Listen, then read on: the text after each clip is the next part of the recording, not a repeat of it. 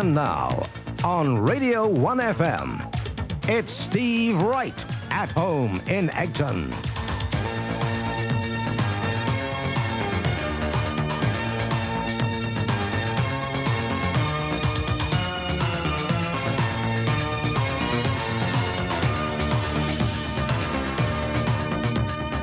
The bizarre thing about Radio 1 is it is broadcast from Egton House. Egton House is this strange little building next to Broadcasting House that once used to be a gown emporium, and what it consists of is lots of very tiny little musty offices with long corridors.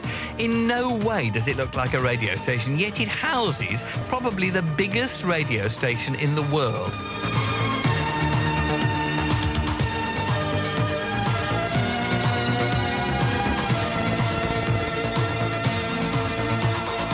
Thank you, Jonathan King. Well, 25 years ago, nobody could ever have realised that Egton House, named after a small village in North Yorkshire, would reach the high point of its career as a building by becoming the HQ of Radio 1 FM. Egton House was purchased by the BBC at the height of the Second World War, and indeed enjoyed a brief moment of glory as the BBC HQ just after Hitler had bombed Broadcasting House. Now, it's not a building that was born to greatness, it had greatness thrust upon it in the form of Radio 1, and now it houses a radio station that broadcasts 86 programmes a week, round the clock, 168 hours in all. Planet Earth's most popular radio station. So, for the next 45 minutes, I'm going to take you around as much of it as I possibly can, right after this. So now, here we are in the reception area of Radio 1, and across the desk there, it's Claire Marvin, who is the A1 Double Plus receptionist here. Everybody knows her and loves her to death. What are your duties in the main, Claire? I mean, you're here for what? 8 or 9 hours a day, depending on, how's it going? You know, how many people are in reception, how busy it is, whether there are any stars in the building. I mean, whether there are any kids outside waiting to try and get autographs. Yeah. Depends. Now, you've seen all the fan worship over the years. I mean, just about 2 or 3 years ago, they had that Bros phenomenon. You kind of went out there and kept order, didn't you, really? Somebody has to go out and do it, and it's not a very easy job because I can't see over the kids' heads. I'm too short. They're all taller than me. Now, you've seen the stars come and go, and they all have to go through you. Give us some of the names over the years that you've met, some of the famous people. Oh, there's been dozens and dozens of people over the last few years. Major politicians. John Smith's been in, of course. Mr. Major's been in. We've had Sylvester Stallone and his brother a couple of weeks before him. Yeah. Kylie and Jason, it's like a second home to them. Mel Gibson came in and we had to clear the entire reception area. You had to clear it? Yep, nobody was allowed to be in reception. Just myself and the security guard when he came through. His press guys didn't want anyone else around. So what about these other guys, the pluggers? Now, tell us who the pluggers are and what their aim is. The pluggers are record company representatives. They have to come in carrying all the records and all the CDs, and it's their job to bring the records in and get the producers and the presenters to actually play them, to get them to listen to them, an opinion on whether the record's going to be in the charts, that sort of thing. They come in many guises as well. They actually come in dressed up sometimes. Oh, do they? Yes. Tell us. I've had the Flintstones coming in. I've had people dressed as custard pies. We've had all sorts of peculiar things. I came in one morning to find a huge, great big pile of snow in the middle of summer outside my door. About 10 foot high, about 10 foot wide. Just snow covered in compact discs. An obvious plug job. Do you find that you have to be a disciplinarian? Do you find that you have to make sure that those that aren't allowed into Radio 1 don't get in, and those whose job is important get to see the people that they need to see? Yes, I'm like a guard dog and a headmistress and a mother superior perhaps, all rolled into one. Yeah. Have there ever been any other incidents that you can recall in reception? We've had a lady who was a little unstable, perhaps. She came in, she threw paint everywhere, 2 or 3 times on the trot, maybe twice in 1 week, in fact. Bright orange paint all over my nice red carpet. Well, I'm going to get out of it just in case she comes back. Thank you, Claire.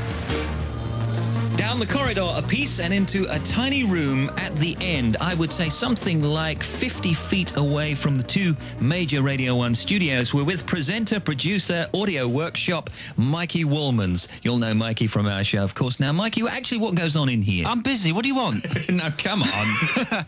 This is a little production studio we have at Radio 1, just over the corridor from where you sit doing your show. Right. It's basically used to make trailers, the type of thing you hear, you say, on my show later on, you can hear so-and-so and so, or you might play a top 40 trailer or something that has clips of music and somebody saying something. So over the years, what kind of people would have been in here? Oh, all of the jocks come in and out. I mean, every DJ has been in there at some point to make a trailer for his programme. I've often had to do stars in there, record little interviews. George Michael's been in here. Elton John came in here once.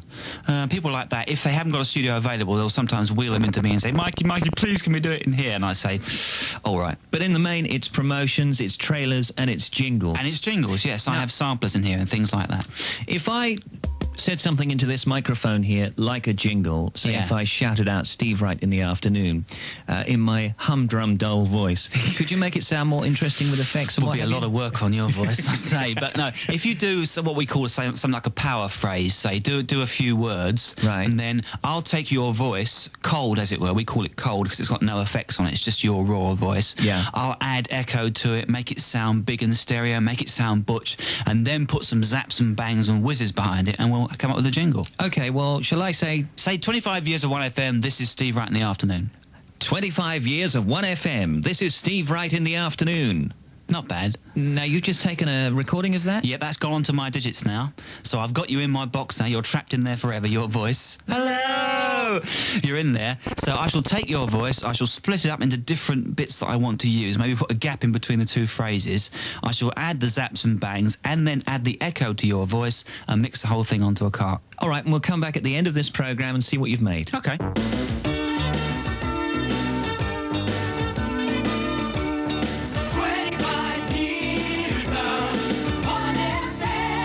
Well now, moving on, just across the way from Mikey is the notorious breakfast show studio Egton 5.